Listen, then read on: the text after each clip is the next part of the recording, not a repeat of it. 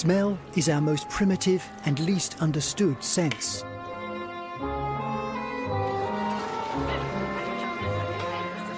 Perfume manipulates that sense, instantly reminding us of good times past and speaking of glamour and sophistication to those who get close.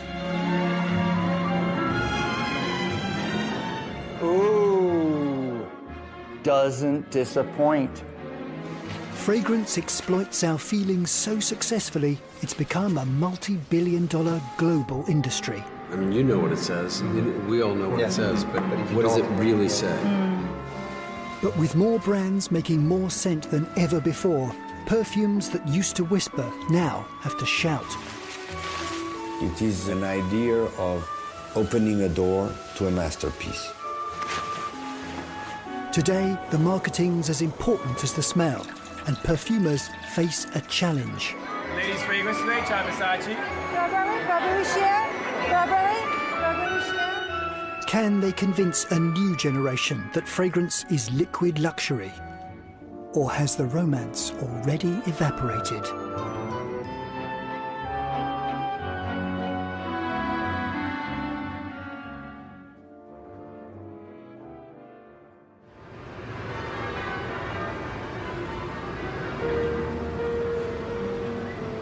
In springtime, Paris smells of new leaves, moped exhaust, and untipped cigarettes smoked defiantly in public places.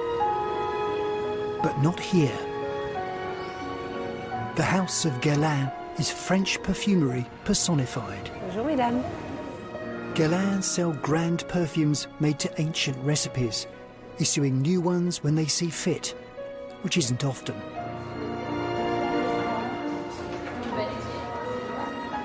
They rely on mothers with a sense of tradition, bringing their daughters to the townhouse.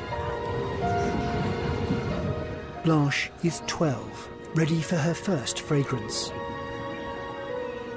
The ladies of the first floor salon don't do flirting or squirting. They're here to gently shepherd. Bonjour. Bonjour, mademoiselle. Bonjour, madame. Bienvenue. Merci. Est-ce que je peux vous renseigner? Peut-être nous aider? Bien sûr, oui, avec plaisir. Ça pour cette demoiselle. Très bien. Son premier parfum. Son premier parfum Guerlain. There's monumental perfume available, dark and musky, created before the telephone or the aeroplane. But it can wait until Blanche is older. She chooses a classic from 2006. Violet and raspberry notes unmask a hint of orange blossom, sitting on a base of iris and tonka bean. It's called Insolence. In the twilight, Blanche returns to her arrondissement, probably unaware that in the big shop on the Grand Boulevard, she was the most important customer of the day.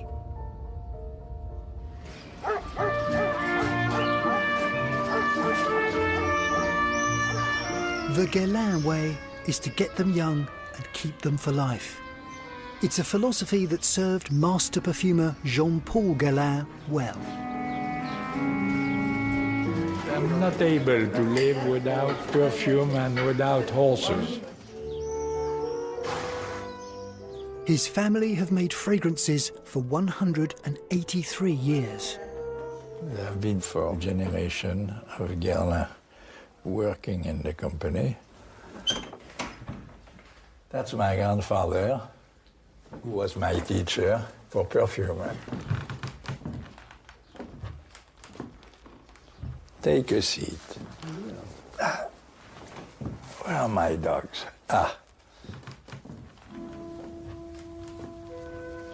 The first fragrance I remember, it was in 1941, I think, when the Germans arrived in Paris. I was 3 years old. It was my birthday. My nanny told my mother, "You must all the same give a cake to your son for his birthday." And it was a strawberry tart. and I still have in the nose the smell of the strawberry tart. Always, women have always been inspiration, and that's what my grandfather taught me. You create perfume for a woman with whom you're in love. You know, the most beautiful girl in the world, when she goes to see her lover, she, if possible, gets off her dress, take off her makeup. What's left? The charm of her voice and her perfume. A woman can be ugly in daytime and wonderful at night time.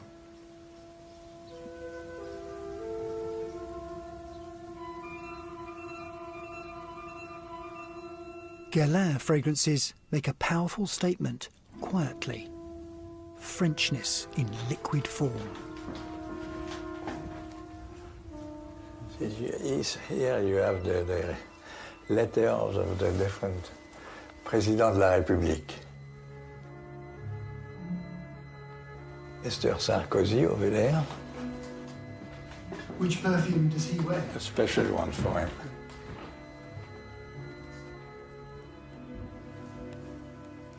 I know him quite well. Mr. Giscard d'Estaing.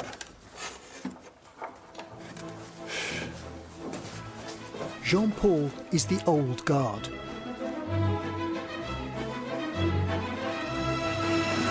Once upon a time, companies like Guerlain were French perfume. Today, judged by sales alone, these ancient houses have a tiny share of the world fine fragrance market.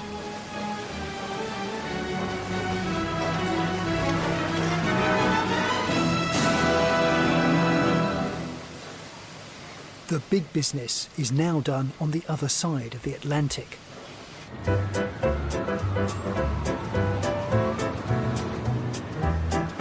In early May, the warmth of the sun makes Manhattan smell of baked tarmac and spring flowers. The hot subway air tastes of burning steel. But most New Yorkers are in here, smelling something else on the day before Mothering Sunday. It's a key date in the perfume calendar. The fragrance department at Macy's store on West 34th Street is the most important scent retail space in the Western world. Ladies fragrance today, try Versace. We're just celebrating women all around the world here in New York and for Mother's Day. Sample Versace for ladies today. Margarita for ladies today. We make everybody just beautiful all around. Welcome to Chanel, ladies. All the miracles happen right here. The big name brands that now dominate the industry have made perfume a fashion item, something to be changed regularly. Finding new angles stretches the sales team to the limit. It's very blurry, it's very soft, it's very summery. Ed Hardy fragrance is a beautiful scent, a tattoo-inspired scent. You're experiencing strawberry, grapefruit, a vanilla pudding. You want one? By sundown, they'll have sold gallons of scent to thousands of customers. Any floral scent you ladies like? Burberry Sheer, Burberry Sport. And that's just this one store. Calvin Klein for ladies today. Gardenia, lavender, lilac. Euphoria for ladies. Givenchy for ladies. Ladies, Euphoria, Calvin Klein. Would you like to try Burberry? Yes, today. Burberry. Euphoria for ladies. Would you like to Sheer. Ladies, Euphoria, Calvin Klein. How would you like to try Burberry? Yes, today. Burberry. Euphoria for ladies.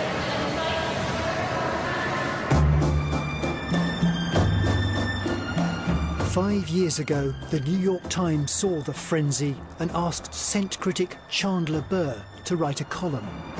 There's way too much. It's absurd. It's essentially an addiction. To get that high, to get the thrill that you had, you have to keep shooting up. And you shoot up more and more and more frequently. And you just throw things at the market, and nothing ever sticks. And because it's just too much, and people have been now trained to just go on to the next thing, If you throw so much stuff at people, they have no time to love anything, to become attached to anything, and you're not making anything good enough for them to become attached to. Chandler writes at home, inundated by a fragrant tsunami. So this is delivery. There's a lot of it. This is Yves Saint Laurent, Beauté, and this is Bliss. Yeah. This is Love.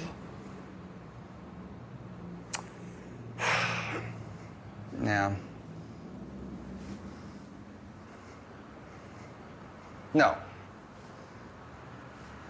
The Love is Juicy Fruit Gum. Ugh. Okay, this is sort of Lord of the Rings. It looks like something that Liv Tyler to throw this at you. Ooh, doesn't disappoint. Oh my God. This is pot. Oh, hang on one second. Hey, how are you? Another one. All right. Did you come by yesterday? Yes. Yeah, all right, thank you. More. Okay, yeah. Okay, so let's do this. 15 years ago, there would have been a lot less. There were about 150 launches a year, and in 2011, there will have been 1,200, I think. So these are the fresh. This is the Bliss. This is the Marc Jacobs. This is the Thierry Mugler. Okay, so I'm gonna do it here. Oh, that's interesting.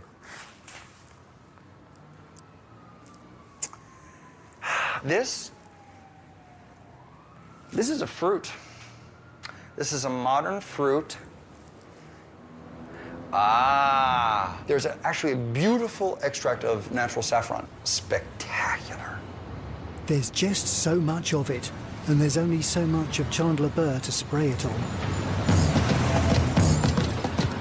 How to make new fragrances stand out from the crowd is the question vexing perfume marketing executives. Queen of them all is Veronique Gabai-Pinsky. She's after the most elusive consumer group of all. They are called by the industry Gen Y, and a lot of people are trying to reach out to them. 18 to 27, something like that. When you ask these people, how would you describe yourself? The key adjective that comes from them is creative. I think they make a very clear difference between what is marketed and what is genuinely created. Tommy Hilfiger wants a new scent, and he wants Veronique to find a way of making it a must-have for Generation Y. We wanted to reconnect the younger generation with Tommy Hilfiger fashion brand. Great challenge of our business is that nobody needs another fragrance. So when you launch something to the market, good is simply not good enough. Hi, Joe. Hilfiger's perfumes are made by the giant Estee Lauder Group, where Veronique oversees all designer fragrances. She's got a big idea for Tommy, a scent called Loud, containing liquid rock and roll. The whole project is about mixing music and fragrance together. And we said, you know what? Could we push the boundaries of collaboration between music and fragrance? Scent is invisible, so the packaging has a lot of work to do. The most potent selling tool of all is the bottle. Veronique has to win the hearts of a whole generation for Tommy.